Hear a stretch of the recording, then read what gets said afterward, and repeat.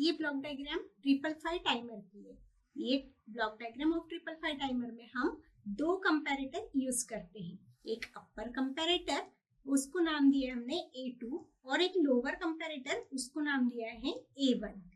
ये दोनों कंपैरेटर के आउटपुट में एक फ्लिप फ्लॉप लगाया गया है और फ्लिप फ्लॉप के आउटपुट में एक ट्रांजिस्टर।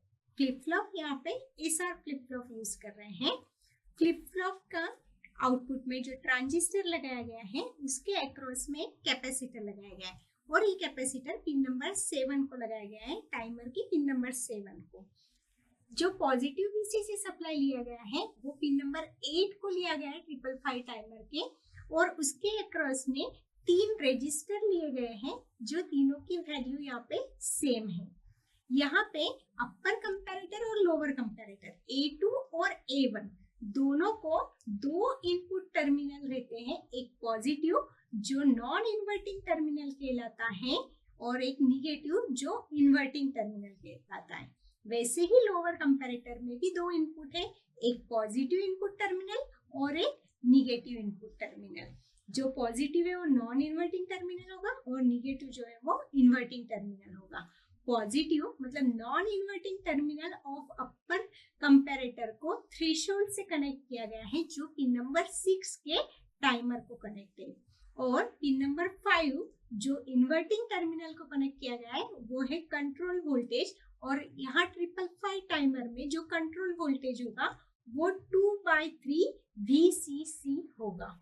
वैसे ही जो लोअर कंपैरेटर है उसके नॉन इन्वर्टिंग टर्मिनल को वोल्टेज सप्लाई 1/3 VCC दिया गया है, और उसके इन्वर्टिंग टर्मिनल को जो ट्रिगर पल्स दिया गया है वो पिन नंबर 2 पे दिया गया है।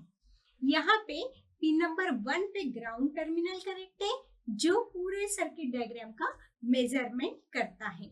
SR फ्लिप फ्लॉप का जो आउटपुट है वो पिन नंबर 3 पे कनेक्ट है और पिन नंबर 4 से हम रीसेट लेंगे। अभी वर्किंग देखते हैं ये 555 टाइमर का ब्लॉक डायग्राम का। सबसे पहले थ्रेशोल्ड जो है वो 2/3 VCC से अगर ग्रेटर होता है और इक्वल टू होता है तो अपर कंपैरेटर का जो आउटपुट है A2 का जो आउटपुट है वो हाई हो जाएगा, मतलब 1 हो जाएगा। जैसे ही अपर कंपैरेटर का आउटपुट 1 हो गया, SR फ्लिप फ्लॉप का जो आउटपुट है जो Q है वो भी 1 हो जाएगा। जैसे ही Q 1 होता है, ट्रांजिस्टर जो आउटपुट के SR फ्लिप फ्लॉप के आउटपुट में जो ट्रांजिस्टर कनेक्ट है वो तुरंत ऑन हो जाएगा, और जैसे ही ट्रांजिस्टर ऑन होता है कैपेसिटर डिस्चार्ज हो जाएगा।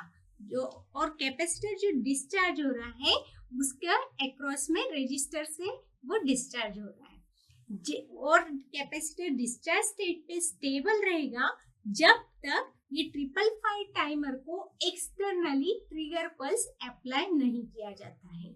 तो जैसे ही ये ट्रिगर पल्स लोअर कंपैरेटर का जो इन्वर्टिंग टर्मिनल को जो ट्रिगर पल्स दिया गया है उसका वोल्टेज 1/3 VCC से लेस हो जाएगा, कम हो जाएगा, तो लोअर कंपैरेटर का आउटपुट हाई हो जाएगा।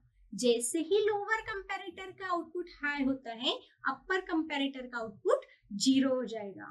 लोअर कंपैरेटर का आउटपुट हाई हुआ मतलब फ्लिप फ्लॉप का जो रीसेट टर्मिनल है वो हाई हुआ, मतलब Q बार 1 हो गया। जैसे ही Q बार 1 हो गया ट्रांजिस्टर कट ऑफ हो गया और at a time immediately capacitor charging को स्टार्ट हो गया। कैपेसिटर चार्ज रहेगा जब तक पूरे सर्किट को एक्सटर्नली ट्रिगर पल्स अप्लाई नहीं करते हैं। जैसे ही सर्किट को एक्सटर्नली ट्रिगर पल्स अप्लाई करेंगे मतलब थ्रेशोल्ड वोल्ट 2/3 VCC से ग्रेटर हो जाएगा, तो अपर कंपैरेटर अगेन 1 हो जाएगा, लोअर कंपैरेटर अगेन 0 हो जाएगा।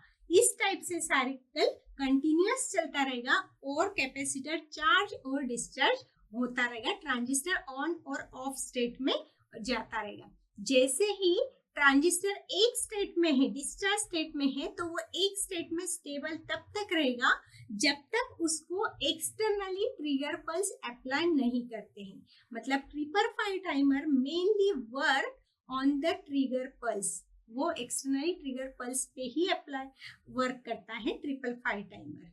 This is the working of 555 timer.